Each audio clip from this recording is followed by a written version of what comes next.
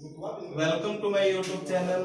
आइए आज हम सिंथेसिस के अंतर्गत आज हम चर्चा करेंगे कि किस प्रकार से दो या दो से अधिक सिंपल सेंटेंसेस को मिला करके एक सिंपल सेंटेंस बनाया जाता है, जो सिंथेसिस के अंतर्गत आज हम बताएंगे। इसके पहले यूजिंग पार्टिसिपल जिसके वीडियो को मैं अपलोड कर दिया हूं, आज पॉइंट नंबर 2 या रूल्स नंबर 2 को मैं वीडियो अपलोड करने जा रहा हूं। ये रूल्स नंबर 2 के थ्रू यूजिंग नॉमिनेटिव एब्सोल्यूट यानी कि नॉमिनेटिव एब्सोल्यूट का यूज कैसे होता है, तो नॉमिनेटिव एब्सोल्यूट का यूज आप देखेंगे।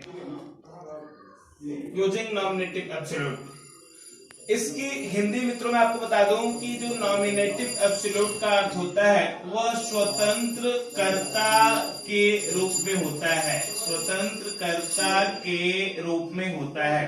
ठीक है मित्रों, आइए पहले हम इसके आइडेंटिटी को बताते हैं कि इसके क्या प्रॉपर्टीज होते हैं। इसकी जो प्रॉपर्टीज होती है, इसकी प्रॉपर्टीज क्या होती है। प्रॉपर्टी नंबर 1 होता है कि इसका जो सब्जेक्ट होता है ये इसके सब्जेक्ट अलग अलग होते हैं, सब्जेक्ट अलग अलग होता है। सब्जेक्ट का जो आने का क्रम होता है दोनों वाक्यों में सब्जेक्ट अलग अलग होता है।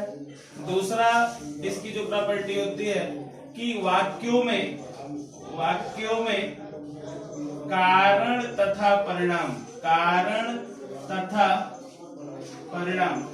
या परिणाम, यहाँ तथा नहीं, कारण या परिणाम का संबंध होता है। यानी तीसरी इसकी सबसे बड़ी प्रॉपर्टी ये है कि वाक्यों में इसका अपना वर्ब के ऊपर कोई प्रभाव नहीं होता है। चौथा सबसे बड़ा कारण ये होता है कि इन वाक्यों में यानी कि वाक्यों में इसका अपना वर्ब के ऊपर कोई प्रभाव नहीं पड़ता है। इन वाक्यों में कर्ता स्वतंत्र होता है। मित्रों, इतनी प्रॉपर्टीज आप याद रखेंगे। ये 4 इसकी प्रॉपर्टीज हैं। एक सब्जेक्ट अलग अलग होता है, वाक्यों में कारण या परिणाम का संबंध होता है, इन वाक्यों में इसका अपना वर्ब के ऊपर कोई प्रभाव नहीं होता है, और इन वाक्यों में कर्ता स्वतंत्र होता है। स्वतंत्र होने के नाते ही हम इसका नाम जो है नॉमिनेटिव एब्सोल्यूट रखे हैं। मित्रों, अब आइए, जैसे अब इसके कुछ रूल्स हैं, इसके अंतर्गत रूल्स हम आपको बता देते हैं। रूल्स इसके 2 हैं कि यदि वाक्य एक्टिव वॉइस की तरह हो, एक्टिव में हो, तो हम इसके लिए किसका यूज करते हैं, हैविंग प्लस V3 का यूज कर देते हैं। यदि वाक्य एक्टिव में हो तो हैविंग प्लस V3 का यूज करते हैं मित्रों। और यदि वाक्य पैसिव में हो तो हम इसके लिए हैविंग बीन प्लस V3 का यूज कर लेते हैं। ये आप 2 चीज याद रखेंगे कि हैविंग बीन प्लस V3 और हैविंग V3।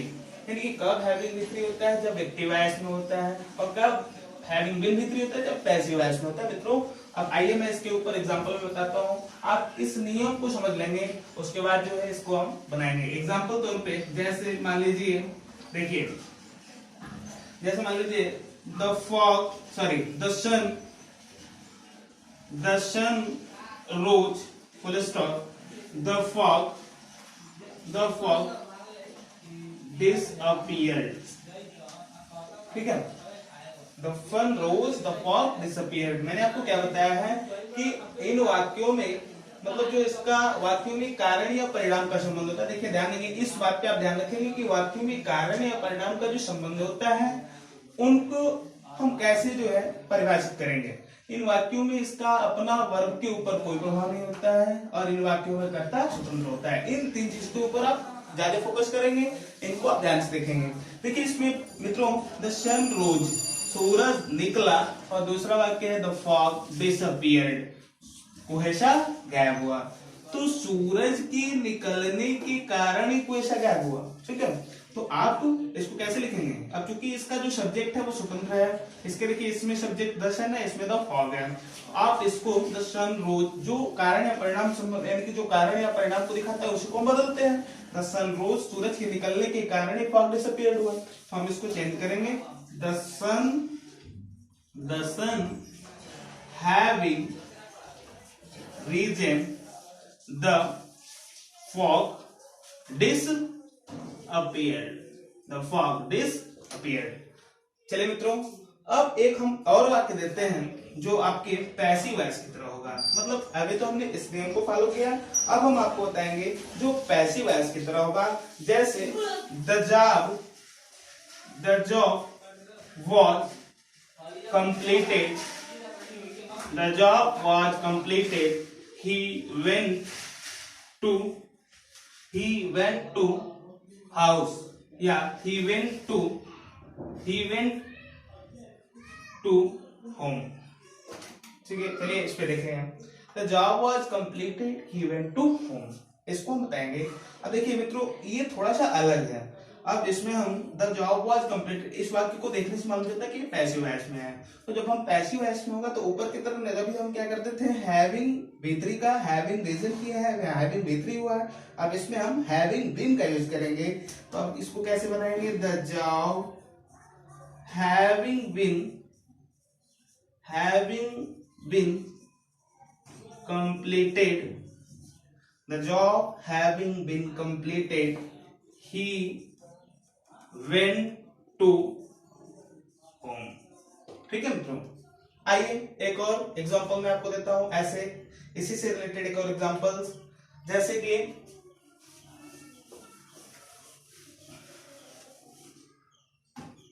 जैसे मान लीजिए एक और example, the course was completed, we got preparatory holiday, ठीक है मित्रों। आइए अब इसको भी हम देखें। देखिए ये भी पैसिव वॉइस की तरह है, the course was completed, we got preparatory holiday। अब इसको हम चेंज करते हैं। तो देखिए जब ये कारण या परिणाम, वही नियम इसमें भी होता है, सेम, ठीक है। The course was completed, we got preparatory holiday. तो अब इसको हम बनाएंगे, the course having been completed, we got preparatory holiday. ऐसे मित्रों हम ऐसे अलग अलग इस प्रकार के जितने भी वाक्य आएंगे हम इसको ऐसे सॉल्व कर लेंगे। बस आपको ये याद रखने की जरूरत है कि वाक्य का जो मोड है वो किस मोड में है। मतलब जो एक्टिव में होगा तो हैविंग B3, और यदि पैसिव में होगा तो हैविंग बीन B3। और जितने भी नियम से मैंने आपको यहाँ पे लिखवाई दिया है, आप इसको आप देखेंगे, ध्यान से देखेंगे और अच्छे तरीके से पढ़ेंगे। आप अगर ये वीडियो हमारा समझ में आता है तो लाइक और कमेंट जरूर करें, साथ ही साथ सब्सक्राइब करने की कोशिश करें। और ये हमारा यूट्यूब चैनल है प्रहलाद जी मिश्रा, कांटेक्ट नंबर ये है, इस पे आप जरूर हमें कमेंट कर सकते हैं, कॉल कर सकते हैं। धन्यवाद।